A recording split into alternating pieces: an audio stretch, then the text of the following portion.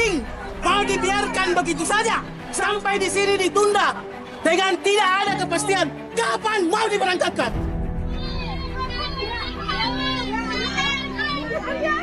Untuk siapapun yang pernah tertipu, baik jamaah ataupun mitra ataupun agen cabang dan siapapun itu yang pernah tertipu atau terlantar, nanti teman-teman mau menghubungi saya memberikan solusi, saya membantu. Yang memang pernah kena tipu, jangan pernah takut untuk berbicara.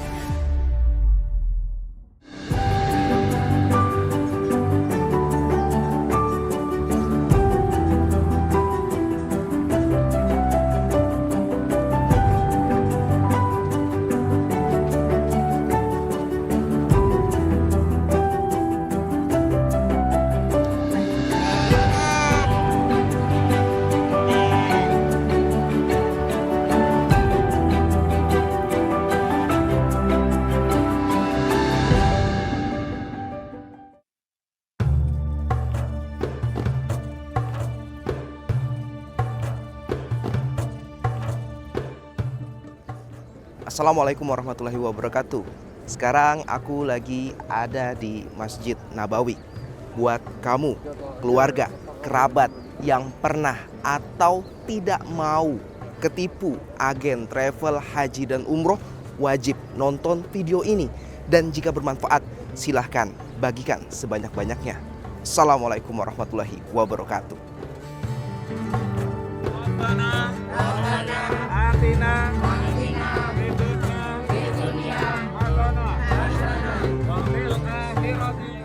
Assalamualaikum warahmatullahi wabarakatuh. Perkenalkan, saya Ihsan Riyadi, owner dari Warung Umroh. Umroh COF, cash on finish, tanpa DP, tanpa uang muka, bayarnya seperti di warung makan. Artinya bisa bayar sebelum berangkat umroh atau setelah selesai umroh dan harganya sama.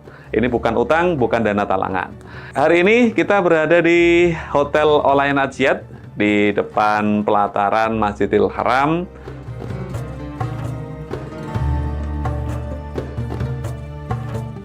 Banyak modus-modus penipuan dengan segala macam dinamikanya, dengan retorikanya, dengan tawaran harga murah dan segala macam.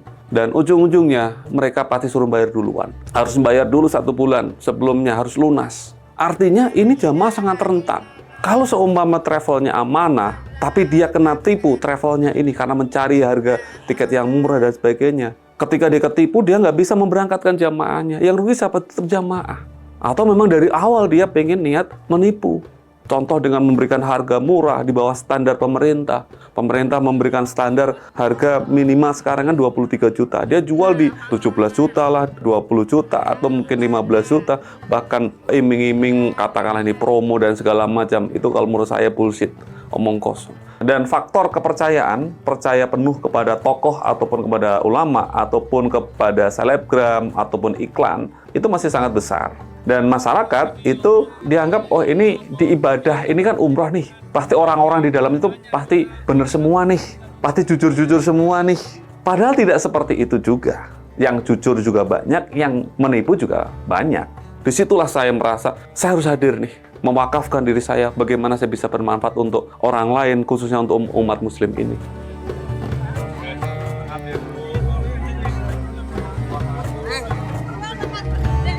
Tahun 2023 akhirnya saya membuat yang namanya Pandawa Umroh Syiar Baitullah. Yang dulu nama brand saya adalah Pandawa Umroh, ternyata udah mulai banyak yang meniru. Akhirnya saya membuat brand namanya Warung Umroh, tapi PT-nya tetap Pandawa Umroh Syiar Baitullah. Kenapa Warung Umroh? Saya bagaimana sih biar orang tidak ketipu? Mungkin pemerintah sudah memberikan 5 pasti ya. 5 pasti ada izinnya dan lain sebagainya, ada jadwalnya. Tapi ternyata tidak menjamin. Orang ada izinnya belum tentu dia aman. First travel, izin ada nggak? Ada. Tapi ternyata nipu juga. Apakah harga mahal pasti aman? Belum tentu juga. Karena terbukti yang saya jumpai itu harga 34 atau 35 juta. Ketipu juga. Ketipu dalam arti tidak bisa berangkat, terlantar. Artinya apa? Yang menjadi jaminan supaya jamaah itu aman apa? Sebenarnya adalah proses pembayaran. Ketika jamaah membayarnya adalah setelah selesai. Seperti kita ke warung makan, maka itu pasti aman. Pasti ada pertanyaan, wah berarti ditalangi dong? Ya tidak. Seperti di warung makan, apakah kita mengatakan penjual warung makan itu menalangi? Kan tidak juga. Beli beras, ikan, ayam. Nah, sistem saya adalah COF, cash on finish. Jadi artinya bayar cash setelah selesai. Bukan saya nalangi, tapi saya modal. Namanya travel itu adalah usaha. Maka harus punya modal. Karena apa? Kalau seumpama memang yang saya gunakan uang jamaah untuk membeli tiket, visa, hotel, maka ketika terjadi permasalahan, contoh saya ketipu, saya beli tiket ketipu, maka saya nggak bisa mengembalikan uang-uang jamaah ini. Ini sangat bahaya. Saya yakin teman-teman di travel umroh tidak semuanya niatnya jahat.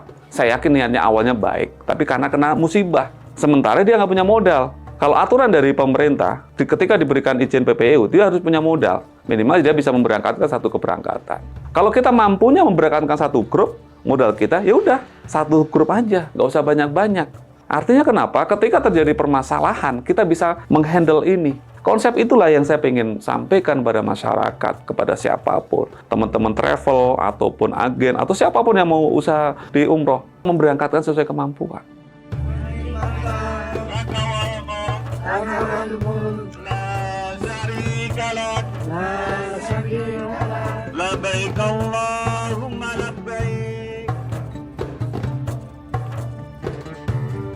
Jadi memang di umrah ini luar biasa.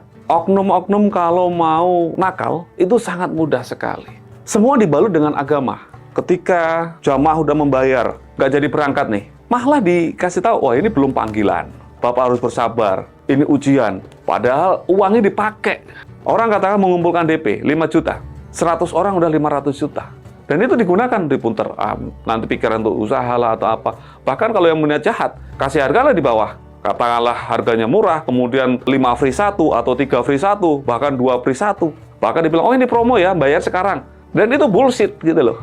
Biasanya kayak gitu, awal-awal diberangkatin nih. Harga murah, oh saya murah kok berangkat kok. Jadi dia bakar uang dulu. Jadi ada oknum yang memang dia niat jahat. Karena ketika dia nipu, dia dapat miliaran uang, kemudian dia di penjara, paling penjara cuma berapa tahun.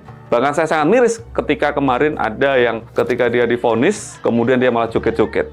Dan masyarakat Indonesia lagi dan lagi percaya dengan harga murah yang tidak masuk akal. Kalau murahnya itu kebangetan, itu kan ada tanda tanya. Tapi kalau dia berani, bayarnya ada setelah selesai, silakan. Nggak ada risiko dong. Tapi rata-rata pasti minta uang di depan. Pertama pasti di servis yang bagus. Nggak mungkin penipuan itu di awal-awal, tidak. Semakin besar, semakin besar, semakin besar. Nanti ketika meledak, baru korbannya banyak.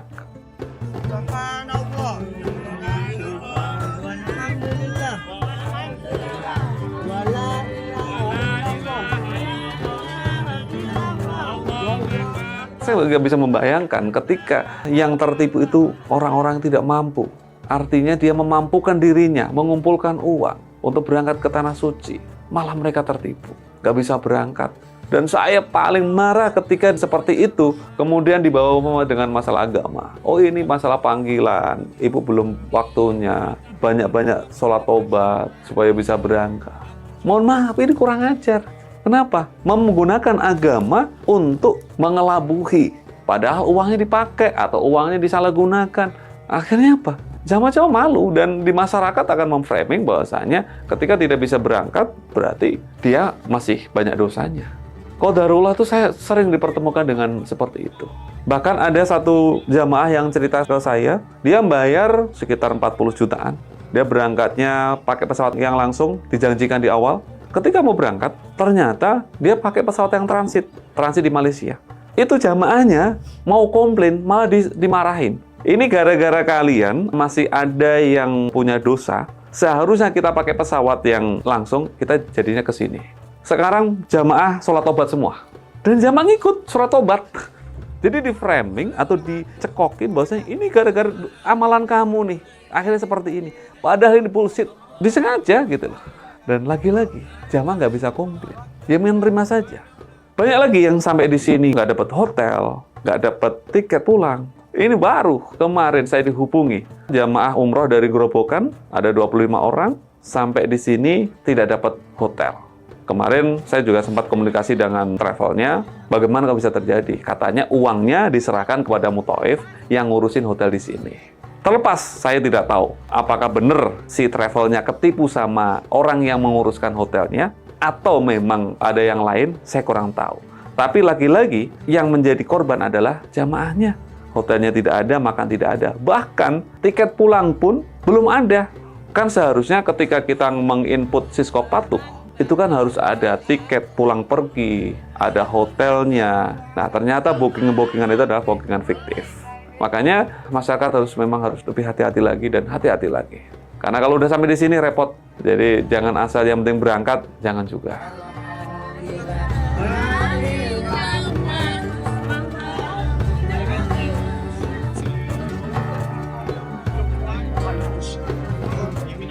Oknum travel yang memang dia niat jahat akan menggandeng ustadz ataupun habib ataupun tokoh di dalam daerah situ. Dia sudah menjadi mitranya atau menjadi cabangnya atau menjadi distributornya dan apapun itulah pensiarnya. Dia diiming-imingi, udah Pak Yai aja yang promosi. Jadi nanti kalau ada orang ini daftar ke Pak Yai, mau itu kiai ataupun nanti ustadz atau siapapun ya, masyarakat tokoh masyarakat. Ketika si travelnya itu menipu, maka yang bertanggung jawab pertama adalah mitra-mitra ini. Dan saya yakin banyak ribuan orang-orang mitra-mitra yang pernah tertipu. Padahal dia bukan sebagai yang pegang uang. Dia serahin uang ini ke perusahaan atau ke PT travelnya itu. Dia hanya sebagai perantara. Tapi tidak sedikit yang mereka akhirnya mengganti ratusan juta bahkan miliaran.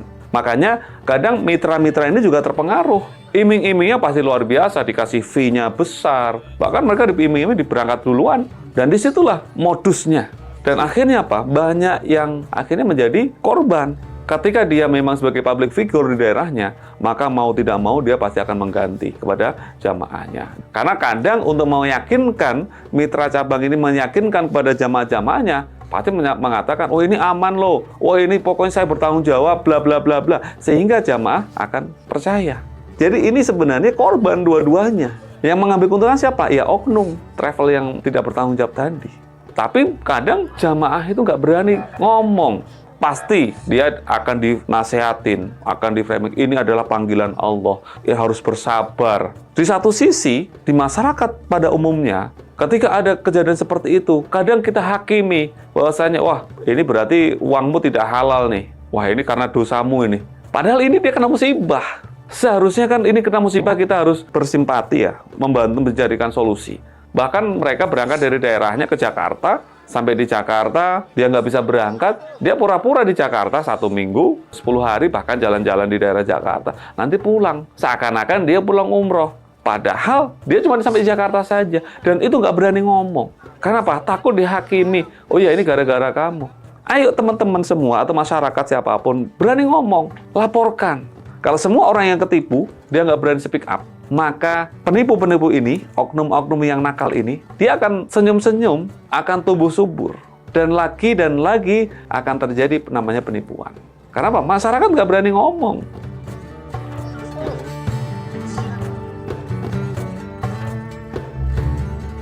Jadi sebenarnya saya juga berharap pemerintah ke depan tidak hanya asal memberikan izin. Jadi izin harus sesuai aturan. Jangan karena, mohon maaf ya, melewat jalur-jalur khusus, akhirnya yang tidak standar tetap dikasih izin. Sekarang ternyata banyak, mohon maaf, ada yang jual izin, dan itu berseliweran di media banyak. Seharusnya kayak gini, langsung tangkepin aja, karena ini yang merusak semuanya. Kembali lagi, ya memang pemerintah saya berharap ke depan bisa menertibkan. Kalau saya mending izin dipermudah, tapi syaratnya yang harus diperketat lagi. Harus minimal punya modal berapa, paling tidak dia bisa memberangkatkan. Dan kalau mau lebih simpel lagi adalah seperti haji, jadi jamaah store uangnya adalah di pemerintah. Mungkin ada menunjuk bank-bank punya milik negara untuk menampung uang itu, ketika jamaah pulang dengan tanda tangan jamaah, baru itu bisa dicairkan. Bapak Ibu yang masih sehat, yang masih kuat, dipersilahkan untuk umroh lagi, dibadalkan atau dikirimkan untuk 1 orang lagi yang sudah meninggalkan kita semua, ya. Terkait tadi pertanyaan masalah umroh mandiri. Sebenarnya ini sangat-sangat rawan sekali, tidak ada perlindungan hukumnya, dan sebenarnya pemerintah juga melarang untuk umroh mandiri, dan bahkan potensi penipuan itu malah luar biasa. Dan harga mungkin yang ditawarkan kelihatannya murah, tapi nanti ujung-ujungnya di sini akan jatuhnya lebih mahal.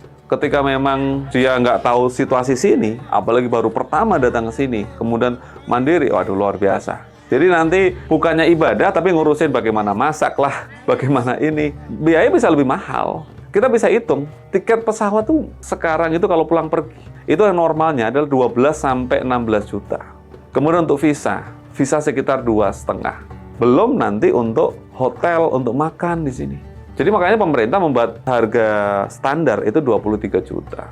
Kalaupun dengan harga 23 juta, itu saya yakin travel itu, kalaupun untung nggak banyak, kalau yang beneran nih gitu ya. Dan nanti untuk handling, untuk apa. Jadi kalau ke sini ya mau ibadah, yaudah. Kalau umroh mandiri itu ya sangat-sangat rentan sekali. Kasihan nanti kalau terjadi apa-apa di sini mau ngomong ke siapa. Sebenarnya mungkin ya, wah sama aja sih. Lewat travel juga ada penipuan, kan gitu ya. Sendiri juga potensi penipuan. Ya minimal kalau lewat travel itu ada yang bertanggung jawab. Nah tentunya kalau tips untuk memilih travel, yang pertama harus berizin. Ya secara hukum dia dilindungi.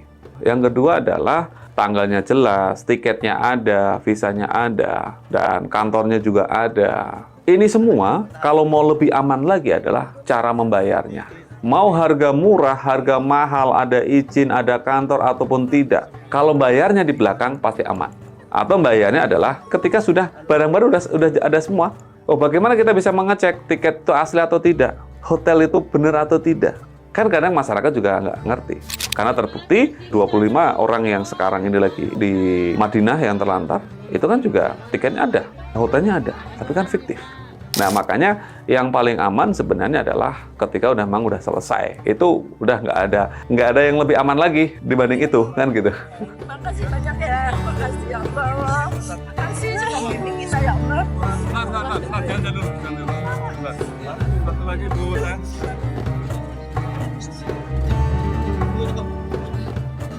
Itulah akhirnya saya membuat namanya warung umroh. Dan warung umroh ini dengan COF, cash on finish, dan itu sebagai solusi. Dan sekarang mungkin baru satu-satunya, yang pertama dengan sistem COF, cash on finish, bayar setelah selesai. Kalaupun memang ada, silakan nanti sampaikan sama saya. Biar saya tidak mengatakan lagi saya baru satu-satunya, dan yang pertama. Makanya memang konsep ini saya berani mengklaim bahwa saya ini baru satu-satunya dan pertama di Indonesia. Kenapa? Saya pingin paling tidak ketika nanti ada yang meniru, saya mendapatkan pahala. Karena saya yakin ini adalah yang paling aman. Saya berani mengatakan garansi 1000% aman. Bukan 100% lagi, 1000. Jadi ibaratkan Bapak Ibu ke warung makan, pesen nih, pakai nasi ayam, pakai teri, pakai jengkol. Nah, harga berapa? 30.000 katakanlah. Jadi Bapak makan, posisi Bapak udah bawa uang. Ketika sudah selesai baru dibayar, jebret. Aman. Atau katakanlah, oh saya nggak mau, kalau itu namanya utang, masa ibadah saya utang nih. Ya udah, seperti kita di KFC. Kita pesen ayam, kemudian pakai kentang dan sebagainya, totalnya kata 50.000, ya udah dibayar. Tapi posisi barang sudah ada. Sangat berbeda nih, gitu loh. Barang sudah ada, ketika sudah ada, tinggal makan.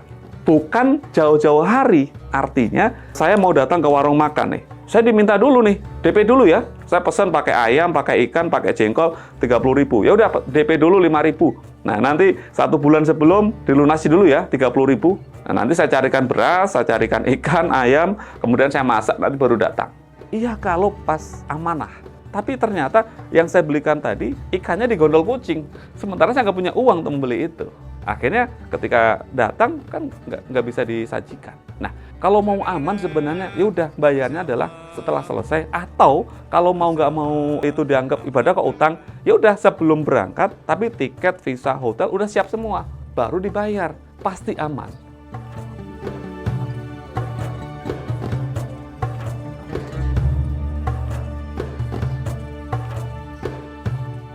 Warung umroh dengan sistem umroh COF, cash on finish, tanpa DP, bayarnya saat pulang umroh, ketika udah selesai. Apakah mereka mendapatkan fasilitas yang sama dengan yang ditawarkan? Lah, di sini malah kontrolnya. Contoh, saya kasih analisa adalah warung makan. Ketika saya pesen makan pakai ayam, pakai tahu, pakai tempe, harga 30.000. Ternyata ayamnya nggak ada, jadi 25.000 dong. Nggak mungkin saya bayar 30.000. Ketika saya makan, habis saya bayar 25.000. Kalau saya diminta 30, ya nggak bisa dong. Kan nggak sesuai nih yang saya minta kemarin. Tapi kalau seumpama uang udah masuk duluan, saya pesen nih makan, sudah bayar duluan 30.000, pakai ayam, jengkol, dan ini. Nah ternyata ketika saya datang makan, loh ayamnya nggak ada, cuma nasi aja. Saya minta ini, loh kok ini cuma nasi aja? Ya udah terima aja dari Allah seperti itu. Ini qadar kamu, rezeki kamu cuma segini. Artinya, kalau masalah fasilitas jangan diragukan. Malah di sini adalah kontrolnya. Ketika jamaah tidak mendapatkan sesuai dengan apa yang dijanjikan pertama, ya maka ketika mau bayar kemarin nggak sesuai ya gitu loh. Berarti ya dikurangi dong kayak gitu.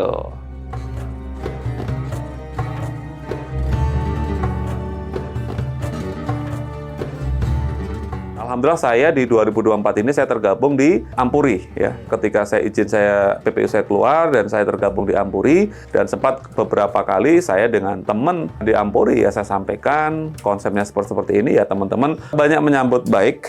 Yang menjadi kendala saya adalah banyak yang mengira ini adalah hutang atau kredit. Yang sekarang berkembang adalah umroh dulu bayar kemudian, tapi itu kan utang, dan sebagian ulama itu mengharamkan itu. Kalau masalah haram atau boleh atau tidak, itu saya nggak masuk ke ranah itu. Kalau yang umroh dulu bayar kemudian, itu biasa pakai pihak ketiga. Contoh dengan Amitra, atau FIF, atau Bank Syariah, atau Koperasi, dan apanya, yang dia menalangi duluan. Jadi menalangi, membayarkan pada travel, nanti jamaahnya menyicil ke pihak ketiga yang nalangi tadi. Nah, itu talangan. Tapi kalau di saya, itu bukan talangan, tapi adalah saya modal. Saya berangkatkan, bayarnya kapan? Bisa sebelum berangkat, pas memang tiket visa hotel udah siap semua, atau ketika pulang. Pulang itu tidak utang, jadi ketika pulang di bandara langsung bayar. Jadi dia memang posisi sudah punya uang, di rekeningnya ada uangnya, nanti ketika pulang tinggal tanda tangan, transfer. Nah, tanda tangan untuk ya di sini. Semoga barokah, sampai ketemu lagi. Nanti akan umroh yang aman. Ibu, makasih banyak. Maaf kalau nggak salahnya ya. Jadi metode ini sebenarnya untuk kerugian itu bukan di jamaah lagi, tapi adalah di travel. Kemungkinan orang katakanlah ada yang tidak bayar, itu sangat-sangat mungkin. Tapi persentasenya besar atau kecil, tinggal kita melihat, ini benar nggak nih orang nih mau berangkat umroh? Dia punya uang atau tidak? Artinya ketika travel dia tidak jeli, ini jamaahnya memang benar-benar mau berangkat, atau mungkin ada juga yang dia kesini niatnya mau kabur. Contoh dia mau jadi TKI. Jadi datang ke sini memang niatnya bukan untuk ibadah, tapi mau untuk kerja. Jadi dia kan nggak ngeluarin apa-apa. Yaudah saya ikut aja. Nah makanya dari pengalaman saya, ya saya ketika memang kenal dan memang saya lihat oke, ya udah saya berangkatin. Tapi kalau enggak, saya juga memaksakan. Orang daftar langsung kita berangkat semua juga enggak. Mungkin udah lebih dari 1.000 jamaah yang saya berangkatkan, itu hanya 1.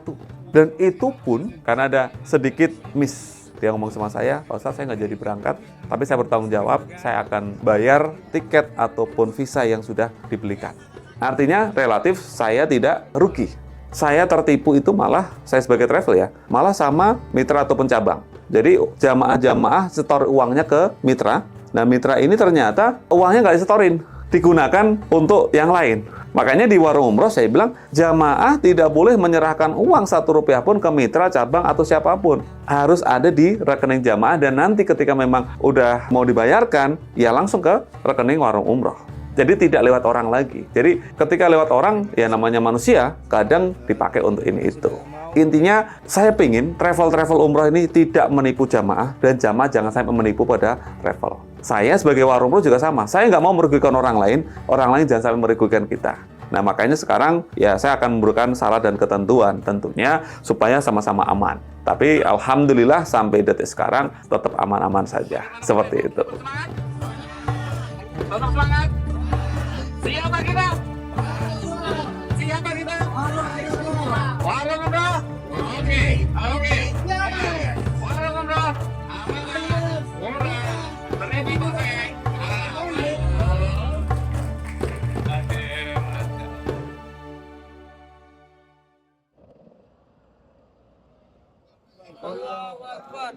Jadi buat saya gini, apapun yang saya lakukan, itu tujuan saya bukan dunia, tapi akhirat.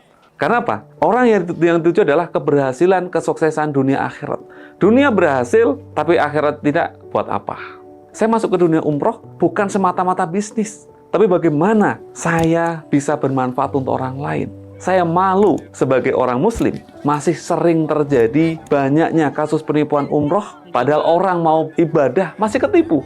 Bisnis saya bukan di umroh, tapi bisnis saya kebanyakan adalah di tiket pesawat. Kemudian saya ada juga tempat usaha-usaha yang lain. Artinya bisnis saya ada di situ. Tapi kalau di umroh, ini adalah memang kalau ada kurangnya saya nanti sedekah, kalau ada lebihnya itulah rezeki dari Allah. Makanya buat saya, bagaimana saya bisa melayani jamaah, bagaimana saya bermanfaat untuk orang lain. Pernah kejadian yang corona, ya sebelum corona itu ada jamaah saya kurang lebih 50 orang, mau berangkat ternyata lockdown. Tiket sudah saya belikan, visa sudah ada, hotel sudah saya belikan, jamaah belum semuanya bayar. Akhirnya setelah itu berangkat lagi setelah corona. Harga rata-rata naik, hotel, tiket, visa, dan saya tidak minta tambah Rp1 pun. Dengan harga yang sama yang dulu yang sudah menjadi kesepakatan. Sampai jamaah tanya sama saya sampai nangis, Pak Ustadz bener nggak ini? Pak Ihsan bener nggak? Saya masa nggak nambah gitu loh. Pak Ihsan nggak rugi.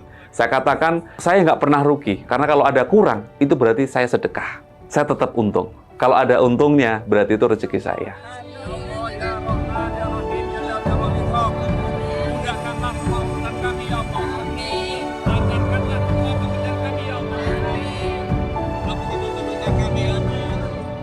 Jadi untuk siapapun yang pernah tertipu, baik jamaah ataupun mitra ataupun agen, cabang, dan siapapun itu yang pernah tertipu atau terlantar, jangan pernah kapok atau trauma. Yakinlah masih ada travel yang memang benar-benar amanah. Salah satunya dari Warung Umroh menawarkan dengan sistem COF, Cash on Finish. Barangkali nanti teman-teman mau menghubungi saya, teman-teman yang pernah tertipu, barangkali nanti saya masih bisa memberikan solusi, ataupun saya memberikan masukan, harus ke sini, ataupun mau konsultasi tentang pembuatan travel umroh yang aman bagaimana.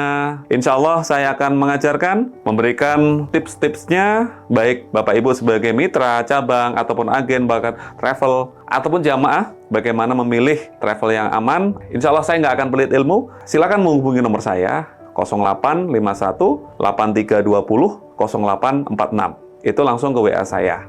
Siapapun yang mungkin di Sragen ataupun Tasikmalaya bisa menghubungi saya dan nanti mau ketemu langsung juga boleh. Kalau di Tasikmalaya saya di tempat wisata saya di Ihsan Pattaya. Kalau di Sragen saya di Pilangsari. Paling tidak saya ketika memang nanti saya tahu celahnya di mana, saya memberikan solusi. Mudah-mudahan kalau masih bisa kita urus, ya kita urus nanti melalui jalur mana saya bisa membantu mengarahkan. Karena saya bukan penegak hukum, tapi tentunya saya akan mengarahkan Bapak Ibu harus larinya kemana. Dan tentunya saya berharap yang memang pernah kena tipu, jangan pernah takut untuk berbicara. Sampaikan amar ma'ruf nahi mungkar kita, mengajak pada kebaikan, mencegah pada kemungkaran. Karena kalau kita diem, maka para penipu ini, ya dia tetap akan bergerilya terus. Penipuan akan tetap lagi dan lagi terjadi di Indonesia. Kita sebagai Muslim, masa kita tidak malu? Apakah kita nggak punya rasa empati? Jangan sampai orang lain ketipu dengan oknum travel yang tidak bertanggung jawab.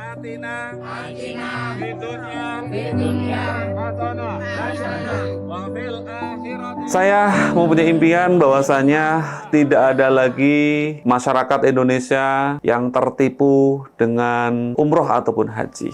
Orang yang mau beribadah jangan lagi tertipu, jangan lagi dimanfaatkan oleh oknum-oknum yang tidak bertanggung jawab.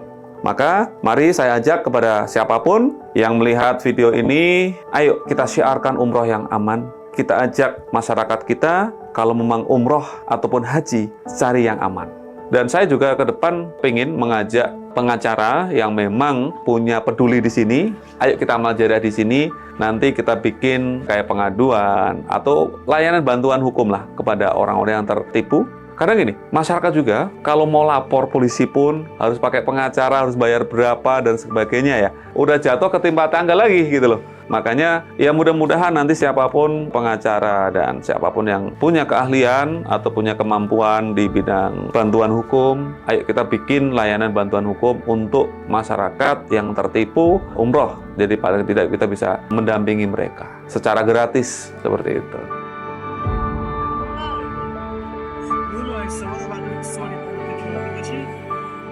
Saya Ihsan Riyadi, owner Warung Umroh.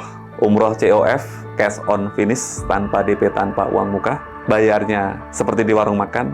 Saya mengajak kita selalu mendekatkan diri pada Allah. Ayo kita berbakti pada kedua orang tua.